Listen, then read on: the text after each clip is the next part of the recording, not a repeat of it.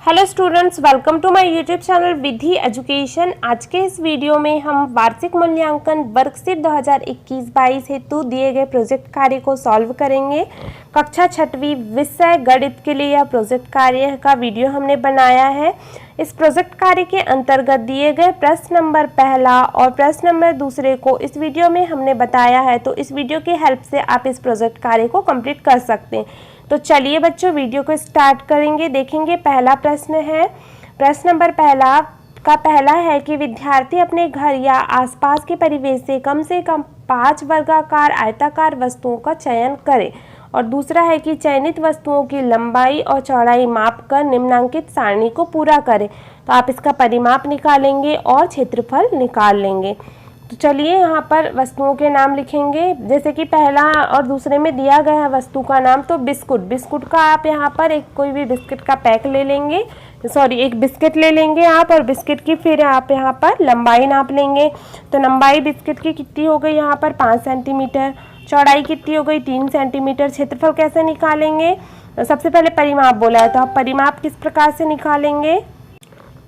तो देखिए बच्चों, यहाँ पर आयत का परिमाप है, क्योंकि लंबाई भी अलग है, चौड़ाई भी अलग है, और एक बिस्किट जो होती है वह आयताकार शेप में होती है। क्योंकि हमने लंबाई चौड़ाई अलग अलग लिया है, इसलिए बिस्किट आयताकार शेप में होगी। और आयत का परिमाप होता है 2 गुणा लंबाई धन कोष्ठक में लंबाई और धन चौड़ाई। तो इस सूत्र में मान रख देंगे। देखिए यहाँ पर 2 और लंबाई कितनी है 5, धन चौड़ाई कितनी है 3। तो यहाँ पर आगे पे सॉल्व करेंगे तो कितना हो जाएगा 2 और 4 और 3 8 होता है, अर्थात 8 दूनी 16। तो यहाँ पर 16 वर्ग सेंटीमीटर, देखिए यहाँ पर 16 सेंटीमीटर आएगा, परिमाप की इकाई सेंटीमीटर ही होगी। तो यहाँ पर 16 आंसर आ गया। अब देखिए यहाँ पर परिमाप निकालिए, क्षेत्रफल निकालेंगे, क्योंकि आयत का क्षेत्रफल होता है लंबाई गुणा चौड़ाई होता है। तो देखिए यहाँ पर लंबाई कितनी है 5, चौड़ाई कितनी है 3, तो 5 तिया 15 वर्ग सेंटीमीटर यहाँ पर क्या निकल जाएगा? क्षेत्रफल निकल जाएगा। तो इस प्रकार से आप सभी वस्तुओं की लंबाई और चौड़ाई की जो माप के आधार पे परिमाप और क्षेत्रफल निकाल लेंगे। तो देखिए पुस्तक का निकालेंगे आप, लंबाई नाप लेंगे तो 26 सेंटीमीटर, वस्तु की चौड़ाई क्या हो जाएगी 18 सेंटीमीटर। परिमाप निकालेंगे तो यहाँ पर सूत्र का मान रख देंगे, सूत्र में 2 गुणा कोष्ठक में लंबाई धन चौड़ाई वाले सूत्र में मान रख देंगे। तो परिमाप 88 सेंटीमीटर, क्षेत्रफल 468 जो है वर्ग सेंटीमीटर निकल जाएगा। फिर है माचिस की लंबाई 5 सेंटीमीटर, 3 सेंटीमीटर इसकी चौड़ाई हो गई, परिमाप हो जाएगा 16 सेंटीमीटर और क्षेत्रफल 15 वर्ग सेंटीमीटर। अब मोबाइल की लंबाई 15 सेंटीमीटर, चौड़ाई 6 सेंटीमीटर, परिमाप 42 सेंटीमीटर और 90 वर्ग सेंटीमीटर इसकी क्या निकल जाएगी? क्षेत्रफल निकल जाएगा। इसी प्रकार से डस्टर का निकाल लेंगे आप। डस्टर की लंबाई 15 सेंटीमीटर, चौड़ाई 6 सेंटीमीटर, 42 सेंटीमीटर क्या हो जाएगा इसका परिमाप, और 90 वर्ग सेंटीमीटर इसका क्षेत्रफल हो जाएगा।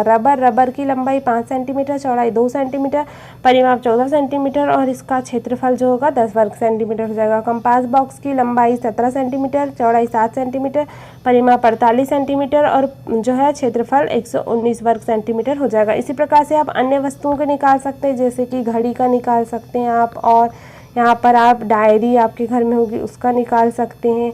एक आईना भी होता है, इसका भी निकाल सकते हैं। एक डिब्बे का वर्गाकार बॉक्स का निकाल सकते हैं। तो इस प्रकार से आप अदर जो है वस्तुओं का यहाँ पर लंबाई और चौड़ाई नापकर इसका परिमाप और क्षेत्रफल निकाल लेंगे।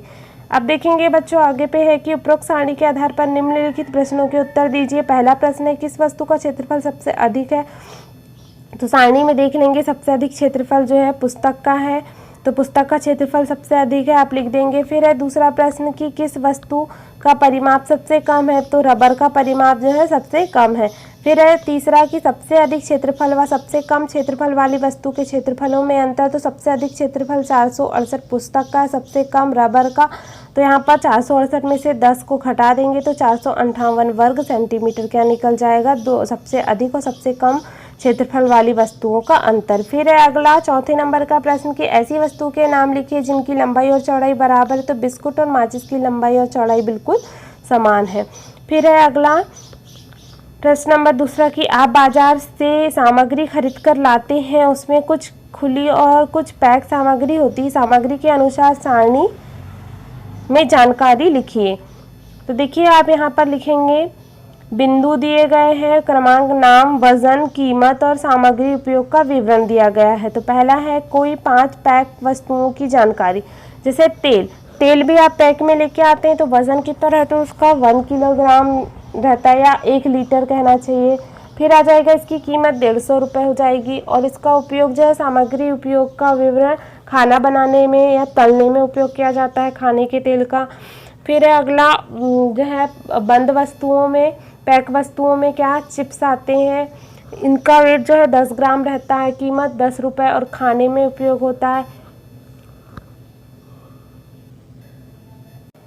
फिर है तीसरे नंबर पे निरमा या डिटर्जेंट, इसका जो है 1 किलोग्राम का पैकेट होता है, 50 रुपये कीमत है और इसको कपड़े और बर्तन धोने में उपयोग होता है। फिर है नमक का भी पैकेट 1 किलोग्राम का, इसका प्राइस है 10 रुपये और खाने में इसका उपयोग होता है। फिर बिस्कुट जो है इसका प्राइस, इसका जो है वज़न 100 ग्राम है और इसका जो है प्राइस 5 रुपये है और इसका उपयोग भी खाने में होता है। फिर है कोई 5 खुली वस्तुओं के नाम, ऐसी वस्तुएं जो खुले में हम खरीदते हैं।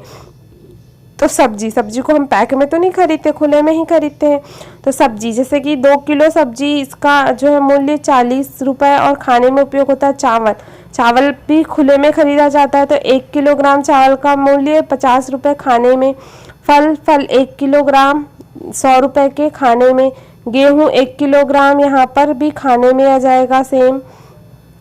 फिर है अगला आलू भी 1 किलोग्राम 10 रुपए के यहाँ पर खाने में उपयोग होता है। फिर दूसरा देखेंगे प्रश्न कि आपके गांव या शहर या वार्ड में किन किन वस्तुओं की बिक्री हेतु दुकानें उपलब्ध हैं, उनके बारे में लिखिए। दुकानें आ जाएगा कौन कौन सी हैं, जनरल सामान, दवाई दुकान, किराना दुकान, बुक स्टोर्स, हार्डवेयर, खाद्य सामग्री, जनरल स्टोर। तो इस प्रकार से जो आपके जो है वहाँ पर वार्ड में या फिर आपके गांव में, मोहल्ले में, शहर में जो भी दुकानें हैं उनके आप यहाँ पर नाम लिख लेंगे।